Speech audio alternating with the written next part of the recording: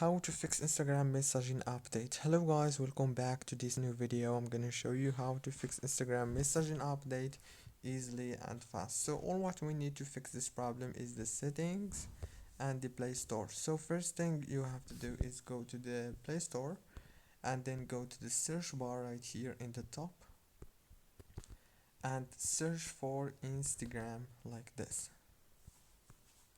After you search for Instagram, you will find this green option. It says update. All what you have to do is click on it to update your Instagram. Then go back to the home page, open the settings, go to the apps, wait a few seconds. After you wait, it will open this page. This page you will find all the apps that you have on your phone. Go to Instagram and then click here on for stop, and that's it. Don't forget to like and subscribe.